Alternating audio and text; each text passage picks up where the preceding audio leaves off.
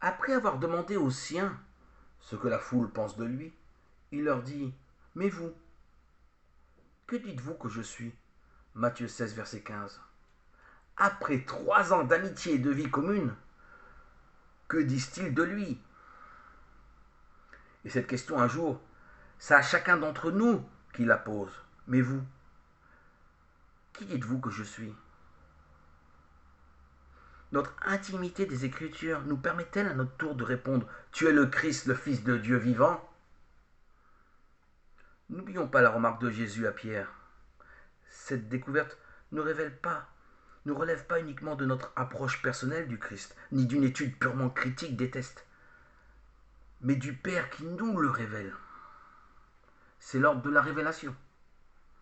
Prenant la parole, Jésus dit à Pierre: Tu es bienheureux, Simon Bar-Yona, car ce n'est pas la chair et le sang qui te l'ont révélé, mais mon Père qui est dans les cieux. Matthieu 16, verset 17. Au cri ému de Pierre: Tu es le Christ, le Fils de Dieu vivant, répond le cri encore plus ému de Jésus, établissant son Église sur cette amitié. Et moi, je le dis que tu es Pierre, et que sur cette pierre, je bâtirai mon Église, que les portes de l'enfer ne prévaudront pas contre elle. Matthieu 16, verset 18.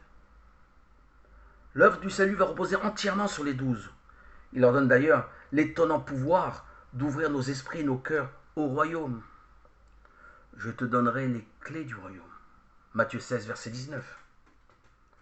Le monde moderne qui rejette ce pouvoir donné à des hommes s'invente d'autres pouvoirs tyranniques pour se libérer de ses angoisses. Les psys fleurissent, tout comme les dames soleil.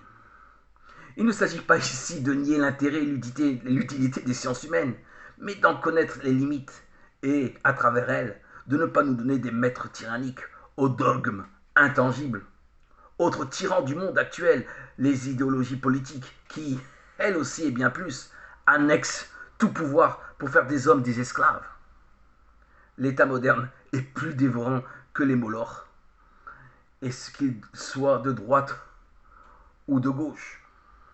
Mais lui, Jésus, donne à ses amis le fantastique pouvoir de libérer les hommes du péché et de leur donner sa paix. Les apôtres et leurs successeurs lient et délient les hommes de leur fardeau pour leur faire dépasser les misères de la condition humaine et les introduire dans la vraie vie. Le rôle du prêtre, directeur de conscience, vient de cette promesse. Je te donnerai les clés du royaume des cieux. Et ce que tu lieras sur la terre sera lié dans les cieux, et ce que tu délieras sur la terre sera délié dans les cieux. Matthieu 16, verset 19.